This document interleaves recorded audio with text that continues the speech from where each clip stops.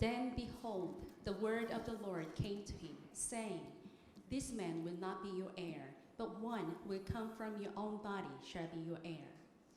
And he took him outside and said, Now look toward the heavens and count the stars, if you are able to count them. And he said to him, So shall your descendants be. Then he believed in the Lord, and he credited it to him as righteousness.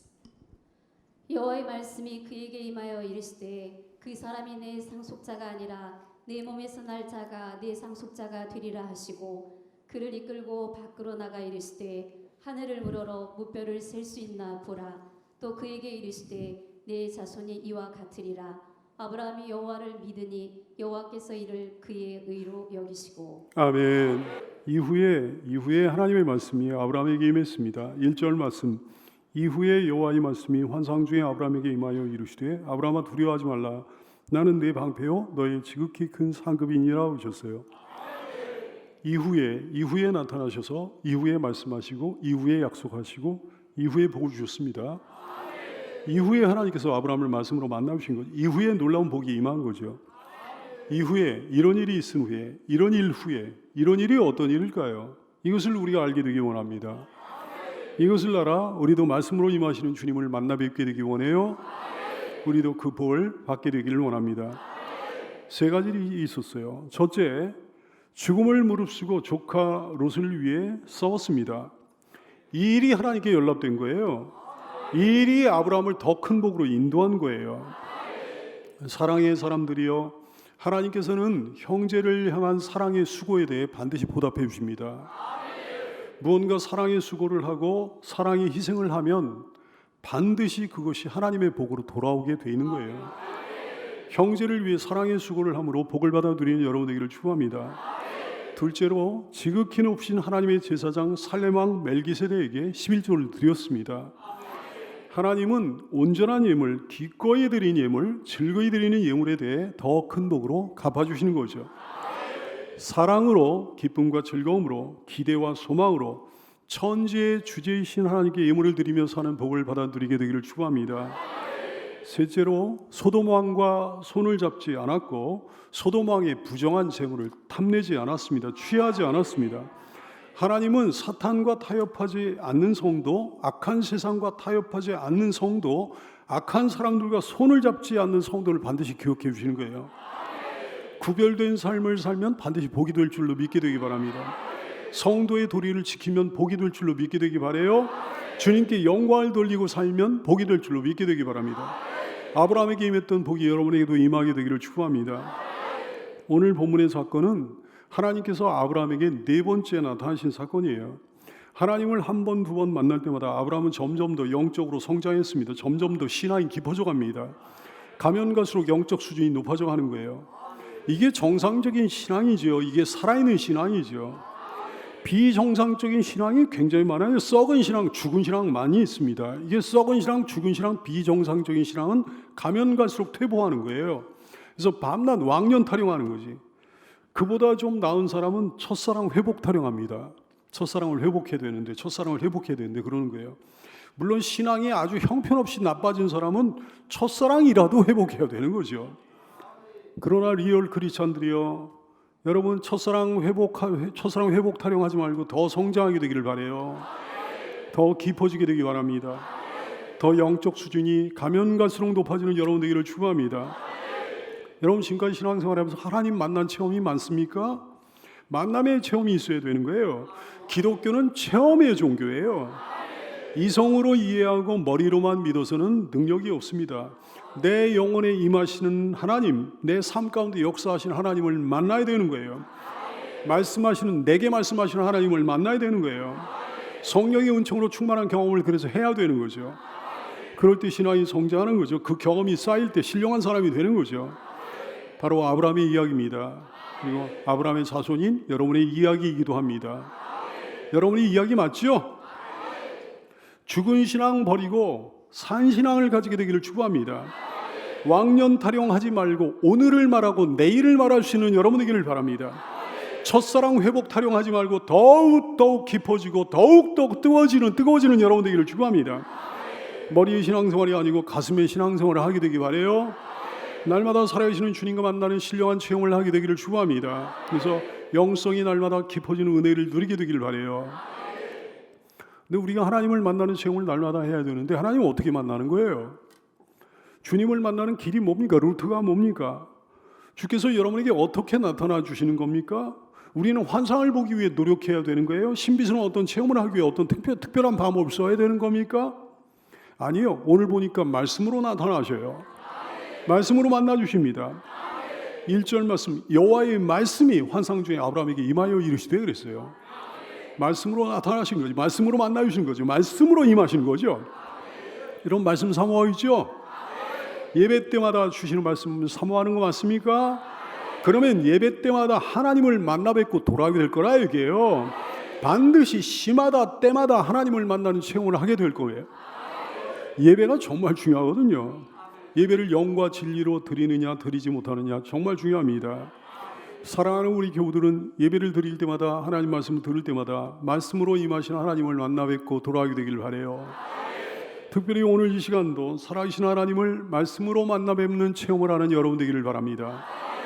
하나님은 아브라함아 그러시면서 아브라함의 이름을 불러주셨어요. 그 옛날 거기서 아브라함의 이름을 부르셨던 하나님께서는 오늘도 여기서 여러분 각자 이름을 불러주십니다. 아무개야 이렇게 불러주셔요. 내 이름을 하나님께서 불러주시는 거 영광스럽고도 영광스러운 일이에요. 이름을 부른다고 하는 것에는 특별한 의미가 있습니다. 첫째로 여러분 한 사람 한 사람을 하나님께서 하나님 당신의 소유라고 선언하시는 거예요.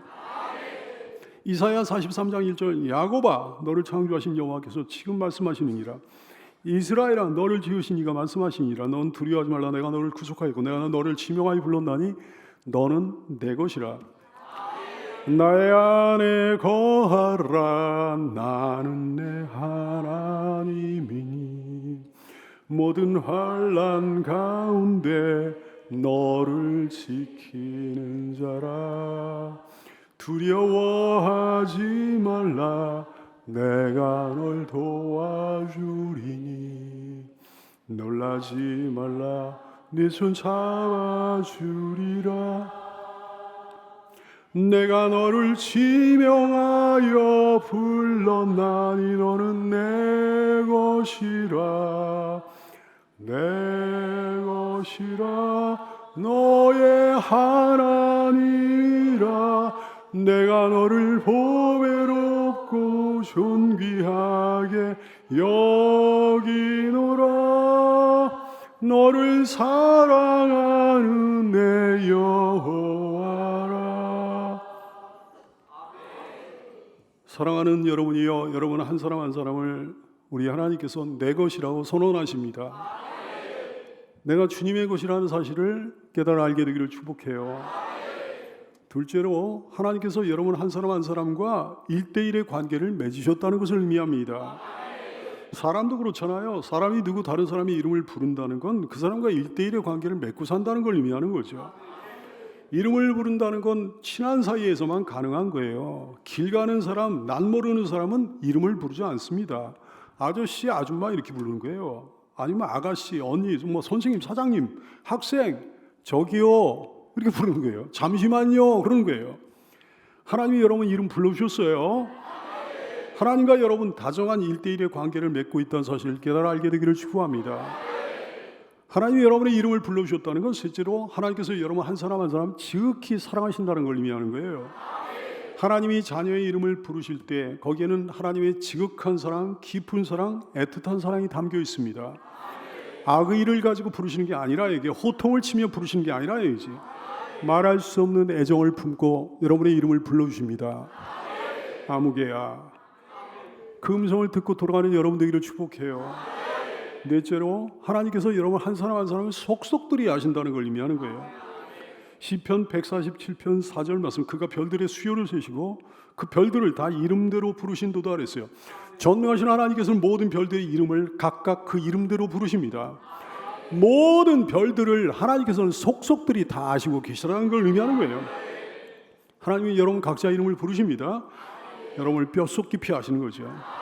체질을 아십니다. 기질을 아십니다. 여러분의 근본을 아십니다. 살아온 날들 다 아십니다. 살아갈 날들도 다 아십니다. 그 모든 죄도 다 아십니다. 그 모든 선행도 다 아십니다. 그 모든 악한 마음도 아시고 그 모든 선한 마음도 다 알아주십니다. 그러므로 우리가 하나님 앞에 살아야 되는 거예요. 하나님께서는 여러분이 처한 모든 사정과 형편 또한 다 잘 알고 계십니다. 그러므로 근심 걱정하지 말고 다 하나님께 맡기며 살게 되기를 축복해요. 하나님이 여러분의 이름을 지금도 불러주셔요. 그 부르심을 외면하는 사람들이 많이 있잖아요. 못 들은 척하는 사람들이 많이 있잖아요. 그 부르심에 응답하게 되기 바랍니다. 주님 부르셨나요? 제가 여기 있습니다. 말씀하시옵소서. 제가 듣겠습니다. 아브라함을 부르신 후에 말씀하셨어요. 아브라함아 두려워하지 말아라. 나는 네 방패요 너희 지극히 큰 상급이니라 그러셨어요.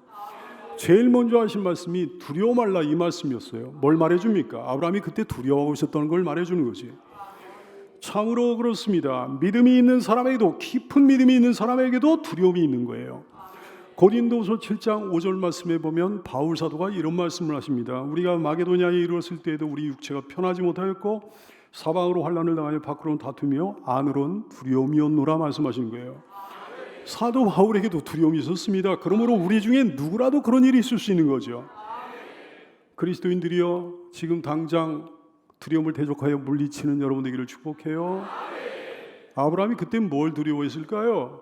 앞뒤 상황을 살펴보면 이런 두려움을 우리가 짐작할 수 있겠습니다. 가나안 땅에 전쟁이 일어났잖아요. 아브라함이 조카 롯 때문에 이 전쟁에 끼어들었습니다. 하나님의 도우심에 힘입어 메소포타미아 이 동방 동맹을 상대로 해가 승리를 거둔 거예요. 하지만 정말로 하나님의 도우심으로 승리한 거, 자기들의 힘으로 승리한 건 아니거든요. 아브라함의 세력은 그들에 미치지 못했기 때문입니다. 그러므로 이후에 아마도 틀림없이 보복을 두려워했을 거예요. 자기에게 패한 동방의 왕들이 원한에 사무쳐 군사들을 모아서 더 무서운 힘으로 공격해 오지 않을까 두려워했을 거예요. 충분히 있을 수 있는 두려움이지. 하나님은 이 두려움에 대해 이렇게 말씀해 주신 거예요. 내 아들아, 내 사랑하는 아들 아브라함아, 두려워하지 말아라. 그들의 보복을 두려워하지 말아라. 그들의 공격을 두려워하지 말아라. 내가 그들을 이기게 하지 않았느냐? 내가 있지 않느냐? 내가 너를 지켜주리라. 어떤 큰 세력이 재차 공격해 올지도 모른다는 두려움에 사로잡힌 분이 여기 있습니까? 두려워하지 말아라. 오늘 말씀으로 임하신 하나님을 만나 뵙고 돌아가게 되기를 바라요. 두려워 말라는 그 음성을 똑똑히 듣는 여러분 되기를 축원합니다. 아브라함의 두려움에 한 가지가 더 있는 거예요. 아브라함을 몹시 힘들게 했던 문제가 있었습니다. 그게 뭐였습니까? 자녀가 없는 거예요. 하나님은 가나안 땅과 더불어 많은 후손을 아브라함에게 약속해 주셨습니다. 그런데 약속만 하셨을 뿐이지 오랫동안 침묵을 지키고 계신 거예요. 그러므로 아브라함은 하나님께 이렇게 여쭈어보고 있는 거죠.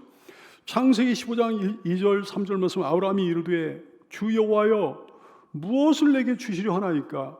난 자식이 없사오니 나의 상속자는 다메섹 사람 엘리에셀이니이다. 아브라함이 또 이르되 주께서 내게 씨를 주지 아니하셨으니 내 집에서 길린 자가 내 상속자가 될 것이니라 그랬어요.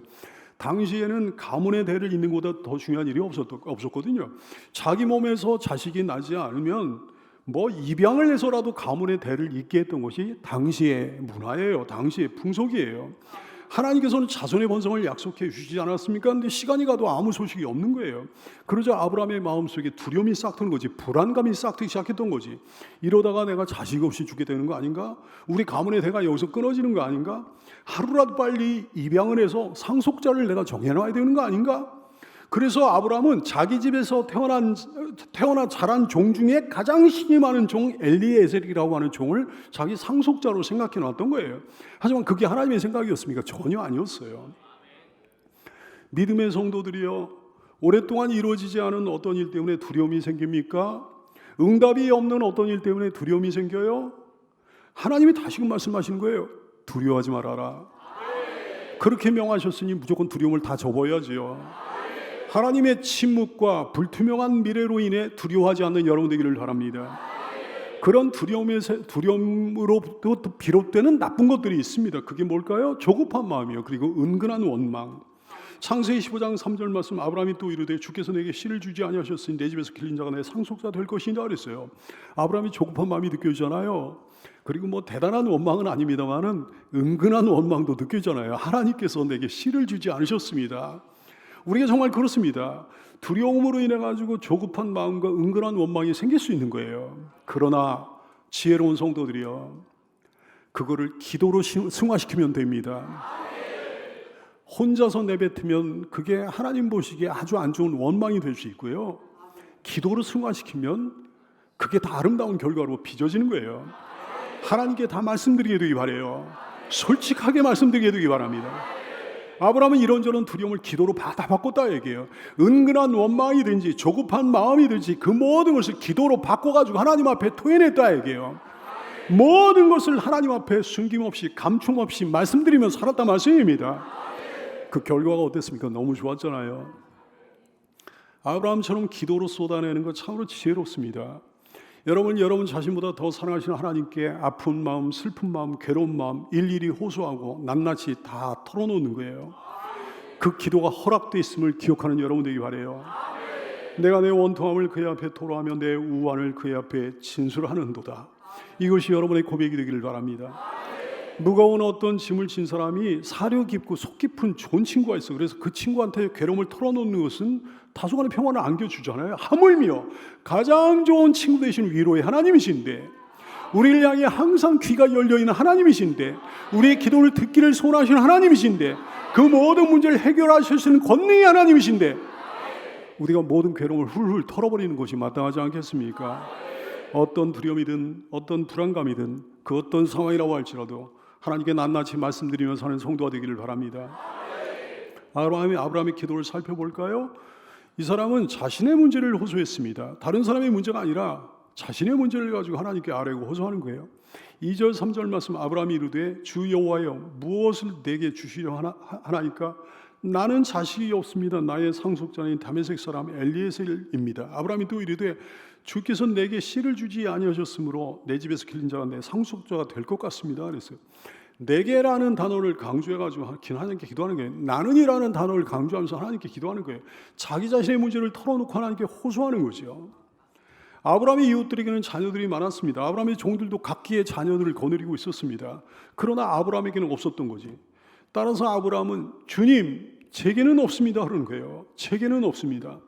보배로운 교들이여, 내게라는 단어, 제게라는 단어를 써서 말씀드릴 거 혹시 없나요? 주님, 제게는 없습니다. 주님, 제게 꼭 필요합니다. 나에게 꼭 필요합니다. 이렇게 말씀드릴 것이 없나요?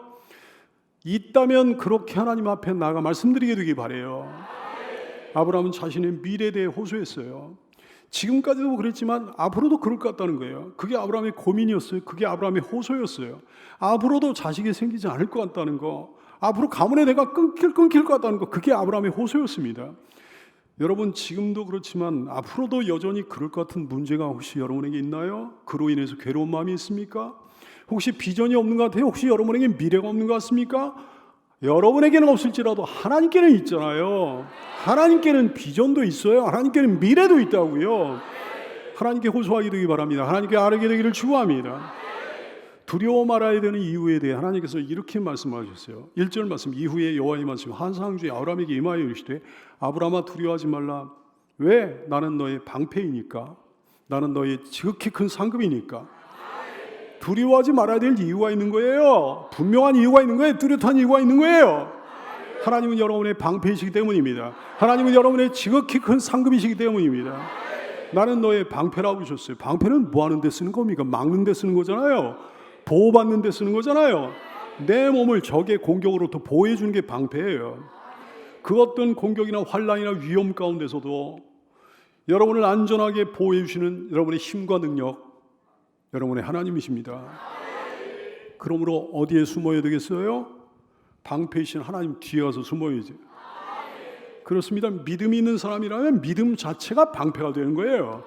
에베소 6장 16절 말씀, 모든 것 위에 믿음의 방패를 가지고 그랬어요. 믿음의 방패를 가지고 이로써 악한 자의 모든 보라사를 소멸하라 그러셨어요. 믿음의 사람에게는 하나님이 방패가 되어 주십니다. 적의 살아온 공격으로부터 나를 빈틈없이 지켜주시는 방패가 되어 주십니다.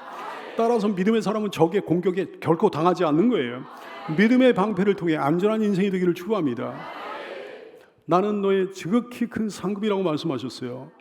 모든 복의 근원이시라는 거예요. 행한 대로 갚아주시는 분이시라는 거예요. 약속을 성취하시는 하나님이시라는 거예요. 믿나요?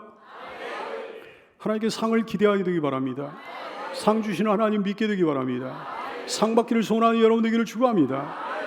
하나님은 항상 말씀으로 임하셔요. 근데 언제나 듣기 좋은 말씀으로만 임하시는 거 아닙니다. 어떤 사람에게 무서운 말씀으로 임하셔요. 근데 무서운 말씀으로 임하시는데 안 듣는 경우가 많지, 안 들어쳐오는 경우. 얼마나 고집스러운지 인간이 말이죠. 어떤 사람에게는 경고의 말씀으로 임하셔요. 어떤 사람에게는 책망의 말씀으로 임하십니다. 또 어떤 사람에게는 저주와 재앙의 말씀으로 임하시고 막 그래요. 하지만 오늘 아브라함에게 하나님께서는 위로의 말씀으로 임하셨습니다. 가장 좋은 말씀으로 임하셨습니다. 이유가 뭘까요? 왜 아브라함은 하나님께 가장 좋은 말씀을 듣게 된 걸까요? 가장 복된 말씀을 듣게 된 걸까요? 6절 말씀에 보니까 그 이유가 명확하게 나와 있어요. 6절 말씀 가슴에 손을 대고 힘차게 읽어볼까요? 시작. 아브라함이 여호와를 믿으니 여호와께서 이 일을 그의 의로 여기시고. 아멘. 아브라함 대신에 여러분의 이름을 넣어가지고 힘차게 시작. 아무개가 여호와를 믿으니 여호와께서 이 일을 그의 의로 여기시고. 아멘. 아브라함이 여호와를 믿으니 그랬어요. 아브라함이 여호와를 어떻게 믿었다는 얘기인 거 아니에요? 아브라함이 여호와를 덮어놓고 믿었다는 거예요. 아브라함이 여호와를 덮어놓고 믿으니 여호와께서 이를 그의 의로 여기셨다 그러신 거예요. 아브라함은 믿음으로 의롭게 된 믿음의 조상입니다. 믿음으로 상을 받은 믿음의 선조입니다. 이분의 인생을 보면 본받을 만한 점이 많습니다. 귀감이 되는 점이 많습니다. 그러나 행위로 따지면 그렇지 않아요. 완벽하지가 않아요. 행위로 따지면 아브라함이 역시 죄가 있는 사람이고 허물이 있는 사람이에요. 실수와 실패가 있었던 사람이에요. 분명히 연약한 한 사람이었습니다. 그러나 그럼에도 불구하고 그는 의로운 사람이었습니다. 복된 사람이었습니다. 하나님께 좋은 말씀 들었습니다. 복된 말씀 들었습니다. 왜? 믿었기 때문입니다. 잘 믿었기 때문입니다. 덮어놓고 믿었기 때문입니다. 믿음이 정말로 중요합니다. 믿음이 제일 중요합니다. 왜냐하면 우리는 행위가 온전하지 않기 때문입니다. 믿음보다 좋은 건 없어요. 일평생이 우리 일평생이 믿음의 싸움이에요. 믿느냐 믿지 못하느냐의 싸움이에요. 믿느냐 의심하느냐의 싸움이에요. 잘 믿느냐 잘 못 믿느냐의 싸움이에요. 이만큼 믿느냐 요만큼 믿느냐의 싸움이에요. 믿고 평안을 누리느냐 못 믿고 염려와 근심 속에 휩싸이느냐 이 싸움이에요. 이 귀한 시간을 통해 여러분에게 믿음이 생기게 되기를 축복합니다. 믿음으로 충만케 되기를 바라요. 아브라함의 믿음은 저절로 생기게 된 게 절대로 아니에요. 자기가 믿으려고 노력해서 생긴 것도 아니에요. 믿음을 갖게 된 가장 중요한 출발점이 있었습니다. 그게 뭐예요? 하나님의 계시요. 하나님의 말씀이요. 하나님의 계시가 아니었다면, 하나님의 말씀이 아니었다면 아브라함의 믿음이 어디서 나왔겠어요? 믿음이 없는 거죠. 하나님이 그에게 말씀으로 임하셔서 가르쳐 주시고 계시해 주신 거예요. 그게 아브라함의 믿음이 됐던 거예요. 그게 아브라함의 믿음의 근거가 되고 출발점이 됐던 거죠. 로마서 10장 17절 말씀, 그러므로 믿음은 들음에서 나며. 듣습니까 여러분? 믿음은 들음에서 나며 들음은 그리스도의 말씀으로 말미암았느니라 말씀하셨다고요. 구원받는 믿음만 말씀에서 나는 게 아닙니다. 모든 믿음이 다 말씀에서 나는 거예요. 말씀을 대할 때만 믿음이 생긴다 얘기예요. 그러므로 믿음이란 뭔가? 믿음이란 말씀을 어린애같이 받는 거예요. 말씀을 어린애같이 받는 것, 그것이 바로 믿음인 줄로 깨달아야 되길 축원합니다. 말씀 없는 믿음이란 있을 수 없는 거지. 말씀을 듣지 않은 믿음이 세상에 어디 있어요? 말씀을 사모하지 않은 믿음이란 있을 수가 없는 거지. 믿음의 성도들이여, 믿음의 사람 되기를 소원하죠? 말씀 듣게 되기 바랍니다. 말씀 사모하게 되기 바랍니다. 말씀에 아멘하게 되기 바랍니다. 지금 이 시간도 말씀 사모하고 잘 듣고 아멘으로 화답함으로 믿음의 사람이 되기를 다시 한번 축복합니다. 말씀을 믿는 게 왜 이렇게 좋은 일이에요? 왜 가장 좋은 일이 되는 거예요? 말씀을 믿는 거 하나님이 가장 기뻐하시기 때문입니다. 그래서 칭찬받기 때문입니다. 인정받기 때문입니다. 상을 받기 때문입니다. 그러므로 말씀을 듣고 덮어놓고 믿는 여러분 되기를 바라요. 하나님 말씀은 언제나 합리적이고 이성적이고 그런 게 아니에요. 인간의 알량한 이성으로 이해 못할 말씀을 하신 경우가 너무 많아요. 인간의 이성으로 이해할 수 있다면, 세상 모든 사람이 하나님 말씀 다 이해할 수 있다면 그건 이미 하나님의 말씀이 아닐 거예요. 그러므로 믿음이 요구되는 거지. 여기에 믿음이 필요한 거지. 이성으로 납득이 간다면 그게 믿음이 아니라 얘기예요. 그건 이해요. 지식에 불과하다 얘기예요. 그건 학식에 불과하다 얘기예요. 지혜로운 성도 여러분, 하나님 말씀은 우리의 이해를 요구하는 게 아니에요. 우리의 하나님 말씀은 우리의 지식을 요구하는 것도 아니에요. 하나님 말씀은 단지 우리의 믿음을 요구합니다. 이해는 하나님을 기쁘시게 하지 못해요. 지식도 하나님을 기쁘시게 하지 못해요. 오직 믿음만이 하나님을 기쁘시게 합니다. 믿음이 없이는 하나님을 기쁘시게 하지 못하나니 하나님께 나아가는 자는 반드시 그가 계신 것과 또한 그가 자기를 찾는 자들에게 상 주시는 이심을 믿어야 할지니라. 오늘만 해도 그렇습니다. 하나님이 약속을 하시는 거예요. 창세기 15장 4절 이하의 말씀, 여호와의 말씀이 그에게 임하여 이르시되 그 사람 엘리에셀이 내 상속자가 아니라 내 몸에서 날 자가 내 상속자가 되리라. 덮어놓고 말씀하시는 거예요. 아무 근거도 없이요. 그러면서 어린애 대하듯 대하셔요. 그를 이끌고 밖으로 나가 이르시되, 뭐 아브라함이 별들을 본 적이 없겠어요? 근데 특별히 그를 이끌고 밖으로 나가서 별들을 보여주시면서 하늘을 우러러 무뼈를 셀 수 있나 보라. 또 그에게 이르시되 내 자손이 여호와 되리라 하셨어요. 이 말씀을 어떻게 이해합니까? 이 말씀을 어떻게 납득합니까? 이해는 못하는 거예요. 납득이 안 되는 거예요. 하지만 덮어놓고 믿을 수 있는 거죠. 이해는 못하지만 믿을 수 있다는 거, 이거를 인정합니까? 이게 믿음이라 얘기해요. 믿음으로 모든 세계가 하나님의 말씀으로 지어진 줄 우리가 하나님 보이는 것은 나타난 것을 말미암아 된 것이 아니라. 할렐루야. 믿음이란 얼마나 놀라운 겁니까? 얼마나 위대한 겁니까? 아브라함은 하나님 말씀을 이해할 수는 없었지만, 도무지 이해가 안 되잖아요. 이해할 수는 없었지만 믿었다 얘기해요. 하나님이 그렇다 하시니 그렇게 되겠지. 하나님이 말씀하셨으니 그렇게 되겠지. 하나님이 장담하셨으니 알아서 하시겠지. 이해는 잘 안 되지만 그냥 덮어놓고 믿었다 얘기해요. 그 믿음을 주께서 의로 인정해 주셨단 말씀입니다. 믿어야 됩니다. 덮어놓고 믿어야 됩니다. 하나님 믿어야 됩니다. 덮어놓고 믿어야 됩니다. 말씀 믿어야 됩니다. 덮어놓고 믿어야 되는 거예요. 그리스도를 믿어야 돼요. 덮어놓고 믿어야 되는 거예요. 그리스도의 십자가 부활을 믿어야 되는 거예요. 덮어놓고 믿어야 되는 거예요. 예수 천국 불신 지옥을 믿어야 되는 거예요. 덮어놓고 믿어야 되는 거예요. 오직 예수, 오직 성경 믿어야 되는 거예요. 덮어놓고 믿어야 되는 거예요. 하나님이 그 전에 말씀을 통해 어떤 약속을 해주셨다면 그거 믿어야 되는 거예요. 덮어놓고 믿어야 되는 거예요. 지금은 세월이 지났다고 그래요. 믿어야 되는 거예요. 덮어놓고 믿어야 되는 거예요. 그 약속이 이루어질지 안 이루어질지 알쏭달쏭하다고 할지라도 믿어야 되는 거예요. 덮어놓고 믿어야 되는 거예요. 모든 상황이 불투명하다고 할지라도 믿어야 되는 거예요. 덮어놓고 믿어야 되는 거예요. 믿음은 상황을 뛰어넘는 거예요. 믿음은 현실을 뛰어넘는 거예요. 믿음은 내 계산을 초월하는 거예요. 믿기지 않는 걸 믿는 게 믿음이에요. 황당하다 싶은 걸 믿는 게 믿음이에요. 그러므로 믿음은 날짜를 초월합니다. 믿음은 세월도 초월합니다. 믿음은 내 능력을 초월합니다. 믿음은 모든 상황을 다 초월합니다. 오래도록 아무 일이 벌어지지 않았어도 여전히 믿을 수 있는 거예요. 세월이 오래도록 지나서도 여전히 믿을 수 있는 거예요. 그렇게 믿을 때 하나님께서는 그것을 귀히 보시고 의로 여겨주시는 거죠. 신자들 가운데 착각하고 있는 사람들 많아요. 신앙생활 좀 했다고 말이죠. 믿음에 관한 자기가 졸업했다고 착각을 하는 거지. 하산해도 된다고 착각하는 거지. 그런 사람일수록 믿음이 없어요. 천만의 말씀이에요. 믿음에 관한 한 우리는 주님 나라 갈 때까지 졸업할 수가 없습니다. 하산할 수 없습니다. 예수님의 제자들요, 예수님 곁을 따라다니며 그 능력을 수없이 많이 봤잖아요. 수없이 많이 경험했잖아요. 그 말씀을 수도 없이 많이 곁에서 들었잖아요. 끝까지 그럼에도 불구하고 믿음의 싸움을 벌였습니다. 뭐 때문에 그분들이 그렇게 예수님을 속을 썩인 겁니까? 믿음이 없어서요. 오죽하면 도마는요, 부활하신 예수님을 직접 보고도 믿지 못하고 의심하지 않았겠어요? 직접 보고도 못 믿는 거예요. 목사인 나의 첫 번째 기도 제목 중에 하나가 이거예요. 주님, 믿음을 주시기 원합니다. 평생 이 문제 가지고 기도할 거예요. 사랑하는 여러분, 여러분에게 믿음이 있다 자신할 수 있겠습니까? 주님 말씀하셨습니다. 내가 너희에게 이르노니 속히 그 원한을 풀어주시리라. 그러나 인자가 올 때, 주님 재림하실 때 세상에서 믿음을 보겠느냐 그러셨어요. 큰 믿음은커녕 작은 믿음 찾으십니다. 왜냐하면 우리에게 믿음이 너무 없기 때문입니다. 이르시든 너희 믿음이 작은 까닭이니라. 진실로 너희에게로 오느니 만일 너희에게 믿음이 겨자씨 한 알만큼만 있어도 이 산을 명하여 여기서 저기로 옮겨지라 하면 옮겨질 것이 너희가 못할 것이 없으리라 말씀하셨어. 탄식하시는 주님의 마음이 느껴지죠, 여러분? 이 시간부로 주님의 말씀을 덮어놓고 믿는 믿음의 사람이 다 되기를 예수님의 이름으로 축원합니다. 기도하겠습니다.